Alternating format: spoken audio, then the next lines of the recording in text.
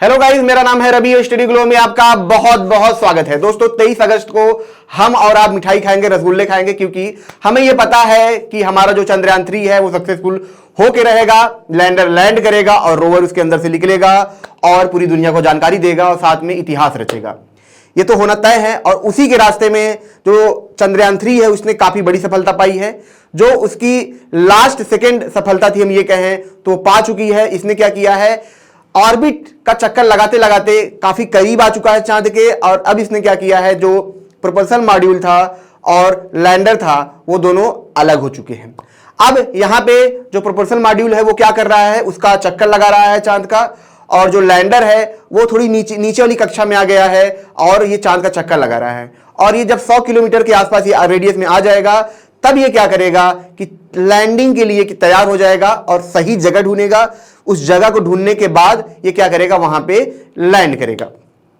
तो ये पूरा मामला है जिसमें जो सेपरेशन का जो प्रोसेस होता है दोस्तों काफी ज्यादा जटिल होता है। जरा सोचिए कि यहां से आप सेपरेशन करवाना चाह रहे हैं वह चार्ट पे और सेपरेशन हुआ ही नहीं, तब तो आप कुछ कर भी नहीं सकते, सारा मामला खराब हो जाता है। तो सेपरेशन का भी जो एक प्रोसेस होता है काफी जटिल होता है, काफी आसान नहीं होता है। हालांकि चंद्रयान 2 में हमने ये सफलता पाई थी, लेकिन इसके बावजूद भी काफी जटिल होता है क्योंकि इसमें स्पार्क कराया जाता है जिसकी वजह से ये दोनों अलग हो पाते हैं। और इसके बाद जो सबसे जटिल प्रोसेस है, जो सबसे इंपॉर्टेंट है, जिसमें हमने चंद्रयान 2 में जो असफलता चखी थी वो इस वजह से चखी थी क्योंकि जो लैंडर था वो प्रॉपर तरीके से लैंड नहीं कर पाया था।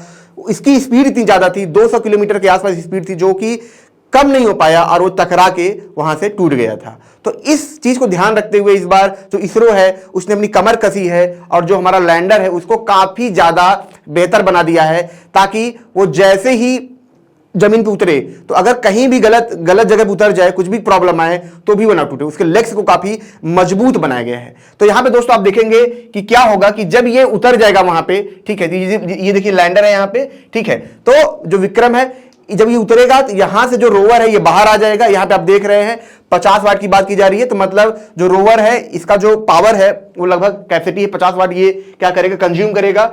वहीं लैंडर की बात करें दोस्तों तो ये भी लगभग 200 वाट के आसपास क्या करेगा, पावर कंज्यूम करेगा। तो यहां पे अगर लैंडर की बात कर रहे हैं तो इसका जो मास है लगभग 26 केजी के आसपास है। वहीं जो लैंडर की हम बात करें दोस्तों तो इसका जो मास है लगभग 200 केजी के आसपास है, मतलब 2 टन के आसपास है, 2 क्विंटल, मतलब 200 केजी के आसपास है।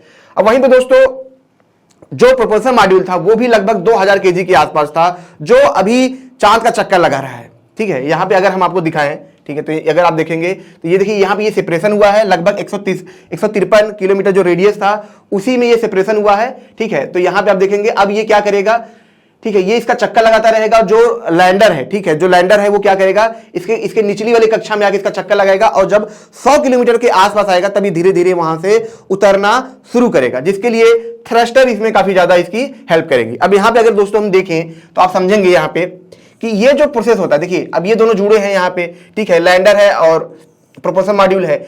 अब क्या होता है यहां पे कि एक स्पार्क होता है। यहां पे क्या होता है दोस्तों कि जो साइंटिस्ट होते हैं, जैसे ये हमारी धरती है, तो यहां से क्या इसको कंट्रोल किया जाता है, सिग्नल भेजा जाता है। जब सिग्नल इसको भेजा जाएगा तब ये क्या करेगा, जो इसके अंदर फ्यूल होंगे जहां से ये कनेक्टेड है, जो बोर्ड से कनेक्टेड है, उन्हीं में क्या होगा, फ्यूल की वजह से क्या होगा, तगड़ा स्पार्क होगा। इतना ज्यादा स्पार्क होगा कि ये क्या होते हैं, वहां से टूट जाते हैं। ये एक तरीके से स्प्रिंग से जुड़े होते हैं और जब वहां पे स्पार्क होगा तो ये क्या होंगे, झटके से टूट जाते हैं। और जैसे ही झटके से टूटेंगे तुरंत क्या होता है, जो हमारा लैंडर होता है तुरंत क्या करेगा, उसको छोड़ के उसके निचली वाली कक्षा में आ जाता है और वहां पे ये क्या करता है, चक्कर लगाने लगता है। इसीलिए इसकी सबसे खास बात है। अब दोस्तों आगे का जो पूरा प्लान है यही है कि जब ये बहुत ही ज्यादा सतह पे आ जाएगा, जो इसने जगह चुना है चांद पे, यहां पे आप देखेंगे लगभग 70 डिग्री के आसपास इसी जगह पे ये क्या होगा, उतरेगा। तो जब यहां पे दोस्तों आएगा तो क्या करेगा, पहले स्कैनिंग करेगा, स्कैनिंग का काम करेगा, क्योंकि पिछली बार गलती ये की गई थी कि उन्होंने जगह फिक्स कर लिया था, एकदम जगह फिक्स कर लिया था, हमको यहीं पे ही उतरना है। समस्या यह आई कि कभी कभी जो हम जगह सोचते हैं अगर उसमें कुछ गड़बड़ी हो गई, वहां पे कुछ दिक्कतें आ गई, उस जगह पे ही दिक्कतें आ गई, ऊबड़ खाबड़ है, सही जगह नहीं है, अब वहां पे लैंडर सीधे उतर रहा है, तब तो चीजें खराब हो जाती हैं। पिछली बार भी ऐसा हुआ था, कनेक्शन लॉस्ट हुआ। सबसे बड़ी प्रॉब्लम पहले ये थी, कनेक्शन ही लॉस्ट हो गया।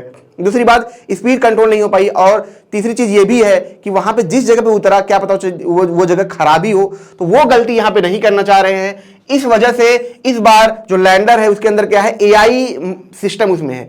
एआई सिस्टम से वो क्या करेगा, खुद स्कैन करेगा, खुद जगह को देखेगा और अपनी जगह अगर दिक्कत आती है तो वो अपनी जगह चेंज भी कर लेगा।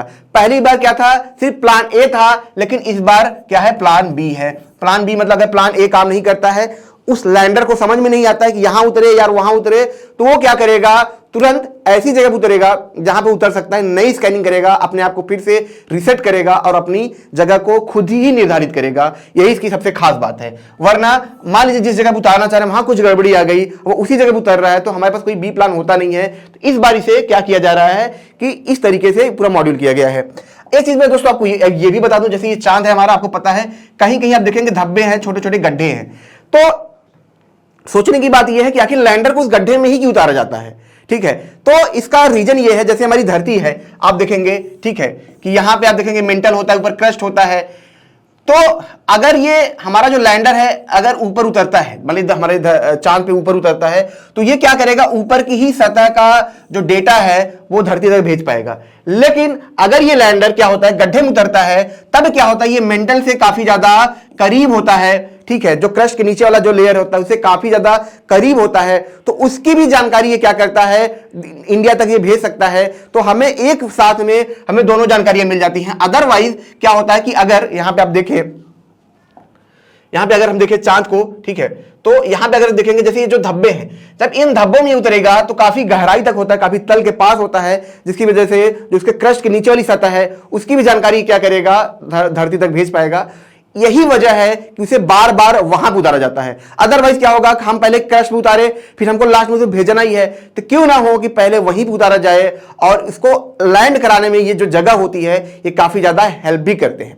तो ये पूरा इसमें मामला है दोस्तों। और जब ये लैंड करेगा, जैसा कि मैंने बताया कि जो थ्रस्टर होता है, यहां पे आप देखेंगे जो नीचे मैं आपको दिखाऊं, ठीक है, तो ये जो थ्रस्टर होता है यहां पे दोस्तों, ठीक है, जैसे थ्रस्टर है, देखिए यहां भी थ्रस्टर है, तो ये जो थ्रस्टर होता है यही क्या करता है, पूरा कंट्रोल करता है। ठीक है, इस बार क्या है, जो स्पीड है लगभग 3 मीटर पर सेकंड के आसपास भी होगी, तब भी क्या होगा कि ये टूटेगा नहीं, ये फिर भी उसके बावजूद भी ये क्या करेगा, उसको रिकवर कर जाएगा और आराम से लैंड कर जाएगा।